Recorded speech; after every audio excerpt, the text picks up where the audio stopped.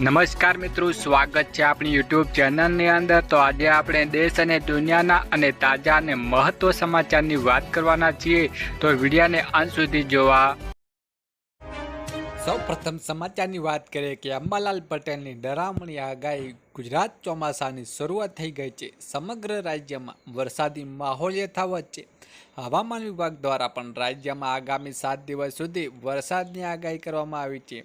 આ સિવાય હવામાન નિષ્ણાત અંબાલાલ પટેલે પણ રાજ્યમાં વરસાદને લઈને આગાહી વ્યક્ત કરી છે। તેમના જણાવ્યા મુજબ ગુજરાતમાં વરસાદને જોરદાર રાઉન્ડ આવશે।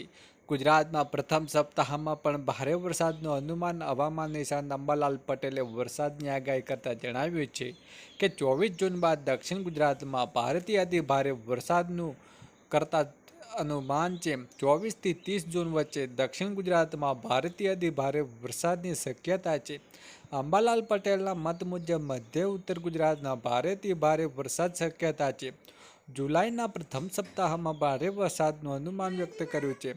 અંબાલાલ પટેલે નક્ષત્ર મુજબ આગાહી કરતા કહ્યું છે કે 22 જૂને સૂર્ય સવારે આદ્રા નક્ષત્રમાં પ્રવેશ કરશે।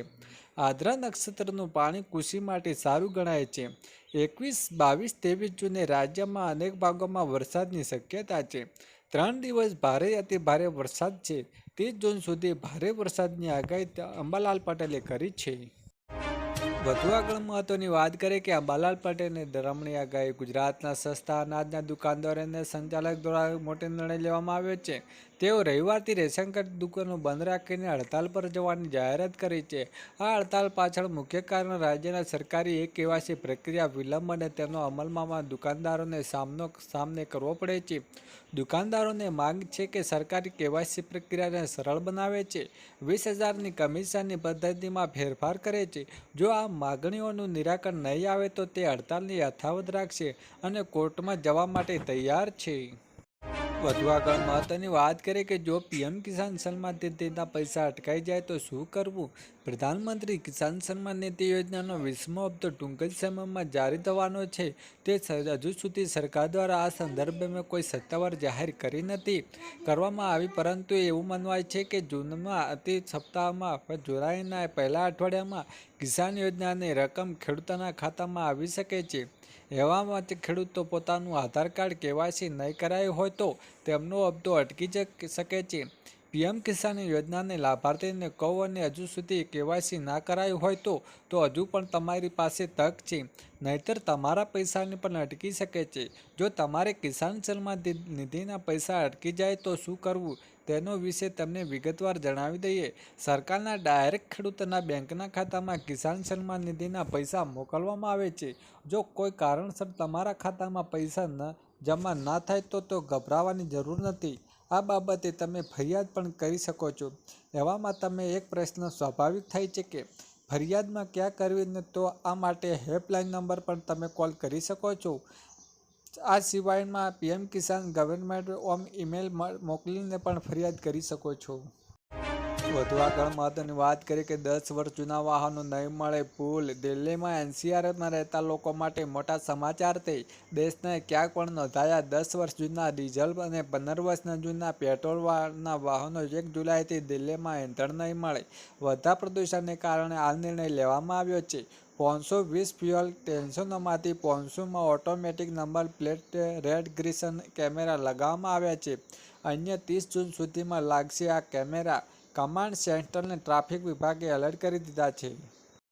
વધુ આગળ વાત કરીએ કે પાક ધિરાણ લોન થશે માફ। ગુજરાત દરેક ખેડૂતો માટે પાક ધિરાણ લોન અને પાક ધિરાણ વ્યાજને લઈને આવ્યા છે મહત્વના સમાચાર। ખેડૂતોએ લીધેલી લોનમાં નવા જૂની કરવા ખેડૂતો પાસે કેશ પેમેન્ટ માંગવાની બદલે ડાયરેક્ટ બેંકમાંથી ઓટો રિન્યૂ કરવામાં આવે તો તે ખેડૂતો દ્વારા કરવામાં આવી છે। તેમાં ખેડૂતોનું પાક ધિરાણ વ્યાજ માફ કરવામાં આવે તો તે માફ ખેડૂતો કરી રહ્યા છે, જ્યારે ખેડૂતોના બેંકમાં લોનના પૈસા ભરવા માટે બહારથી વ્યાજના પૈસા લાવીને વ્યાજના પૈસા ભરે છે, જેથી ખેડૂતોએ ઓટો રિન્યૂ સુવિધા આપીને ખેડૂતોને થોડી રાહત આપવામાં આવે તેવી ખેડૂતોએ કરી રહ્યા છે। વધુ આગળ મહત્વની વાત કરીએ કે આધાર કાર્ડ મફત અપડેટ કરવાની અંતિમ તારીખ લંબાવાઈ। આધાર કાર્ડ હજી સુધી અપડેટ કરાવ્યું નથી તો આ સમાચાર તમારે જરૂર વાંચવા જોઈએ। Unique identification authority of India ને આધાર કાર્ડ ધારકોને તેમની માહિતી કોઈ પણ પ્રકારની ચાર્જ ચૂકવ્યા વગર જ અપડેટ કરવાની અંતિમ તારીખ 14 જૂન 2026 સુધી લંબાવી છે. તો આ અગાઉથી આધાર કાર્ડ અપડેટ છેલ્લી તારીખ 14 જૂન 2025 હતી. વધુ આગળ વાત કરીએ કે સરકારનો મોટો નિર્ણય. ગુજરાત હાઈકોર્ટનું જન્મ પ્રમાણપત્ર સુધારાને લઈને મહત્વનો ચુકાદો આપ્યો છે, જેમાં Aadhaar card, PAN card, driving licence જેવા સરકારી રેકોર્ડિંગ દર્શાવે જન્મ તારીખ સંપૂર્ણ માન્ય રહેશે નહીં. કોર્ટે જણાવ્યું હતું કે ફક્ત જન્મના પ્રમાણમાં નોંધાયેલી જન્મ તારીખે જ સાચી તારીખ માની શકાય છે. હોસ્પિટલના રેકોર્ડ પ્રમાણે જન્મની નોંધણીના નોંધાયેલા તારીખે જ સાચી તારીખ ગણવી શકાય છે.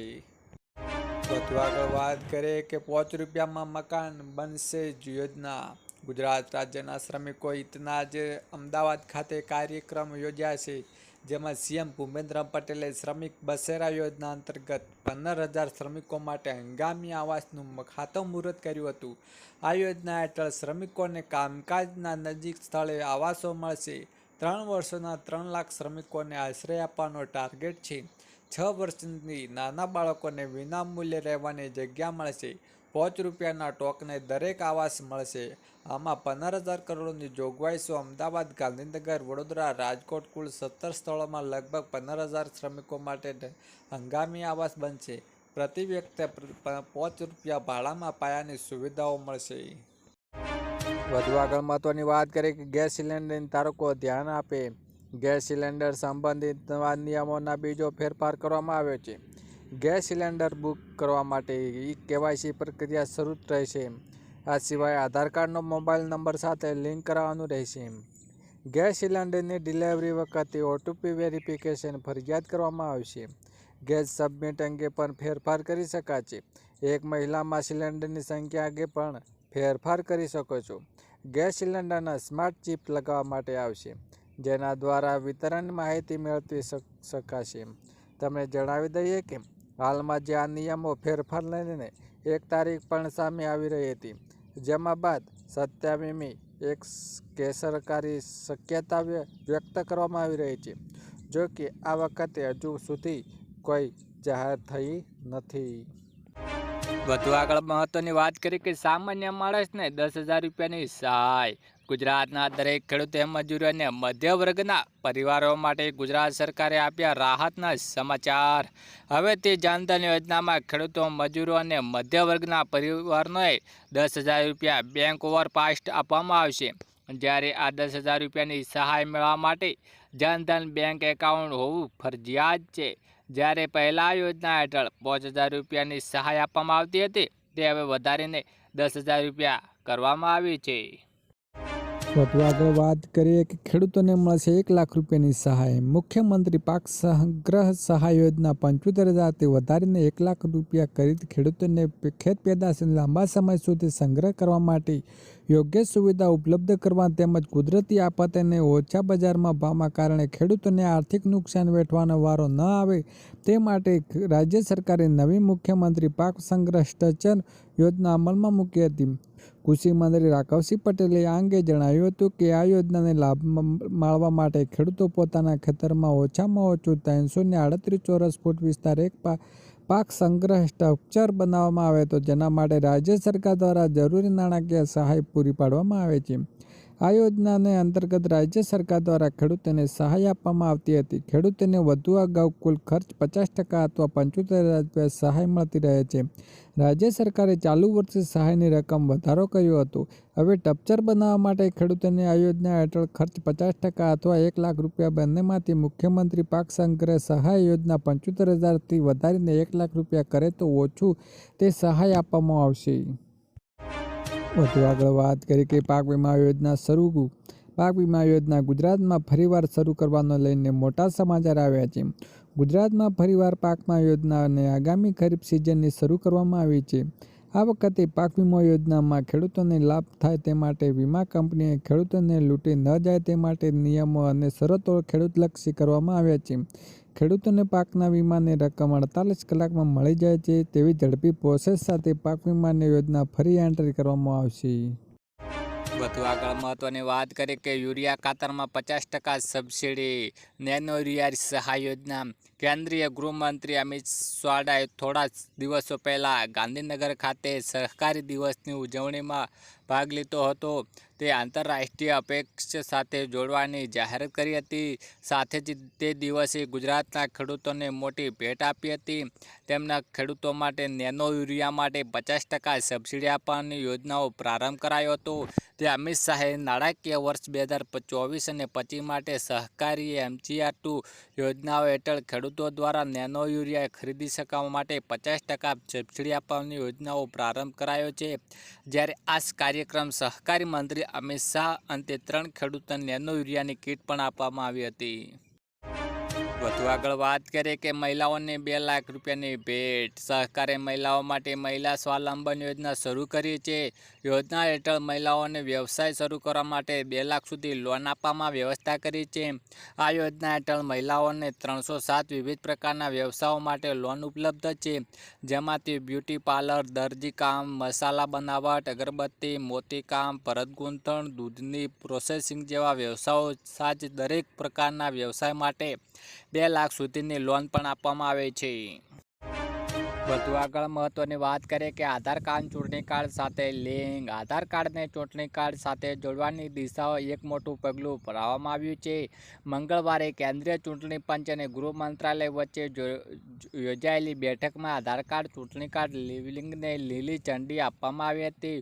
મુખ્ય ચૂંટણી કમિશનર જ્ઞાનકુમારના નેતૃત્વમાં ચૂંટણી કમિશન ડૉક્ટર સુખબીર સિંહ સંધુ, ડૉક્ટર વિવેક જોશી સાથે આજે કેન્દ્રીય ગૃહ સચિવ કાયદા સચિવ બેઠક યોજી હતી, જેમાં આ નિર્ણય લેવામાં આવ્યો હતો. વધુ આગળ વાત કરીએ કે ભારત સરકારનો મોટો નિર્ણય. પાકિસ્તાન સાથે સિંધુ જળ કરાર રોકાયો. 48 કલાકમાં પાકિસ્તાનને ભારત છોડવા અલ્ટિમેટમ. પાકિસ્તાનનો વિઝા પણ રદ કરાશે. ભારત પાકિસ્તાનની દૂતાવાસ બંધ. અટારી ચેકપોસ્ટ બંધ કરાઈ. દેશવાસીઓની લાગણી, પાકિસ્તાન પર થાય સર્જિકલ સ્ટ્રાઇક. છેલ્લે મહત્વની વાત કરીએ કે ખેડૂતોને મળશે 30,000 રૂપિયા સહાય. સરકાર ખેડૂતોના હિતનું ખૂબ જ ધ્યાન રાખે છે. એટલા માટે સરકાર પણ તેમના માટે વિવિધ પ્રકારની યોજનાઓ લાવે છે, જેથી ખેડૂતોને મહત્તમ લાભ મળી શકે છે. પ્રધાનમંત્રી કિસાન સન્માન નિધિ યોજના દ્વારા દેશના કરોડો ખેડૂતોને દર વર્ષે 6,000 રૂપિયાની લાભ મળે છે. રાજસ્થાન સરકારે ખેડૂતોને લગભગ પ્રોત્સાહન રકમ આપવાની યોજનાઓ જાહેર કરી છે. તમને જણાવી દઈએ કે રાજસ્થાનમાં બળદની સંખ્યા ઝડપથી ઘટી રહી છે અને આ બાબતે ધ્યાનમાં રાખીએ કે રાજસ્થાન સરકાર બળદની જોડી સાથે ખેતી કરવા માટે 30,000 રૂપિયાની સહાય અલગથી આપતી હતી. આ રીતે તમને લાભ મળશે. તમને જણાવી દઈએ કે આ યોજનાનો લાભ રાજસ્થાનના પસંદગી ખેડૂતોને જ મળે છે. યોજનાનો લાભ મેળવવા માટે ખેડૂતો તેમના નજીકના મિત્ર પર જઈ શકે છે અથવા તમને રોજ કિસાન સારથી પોર્ટલ દ્વારા અરજી કરી શકે છે. અરજી કર્યા પછી તમને ઇસ્ક્રો ઓપરેટ તરફથી અરજીની રસીદ મળશે. Yeah.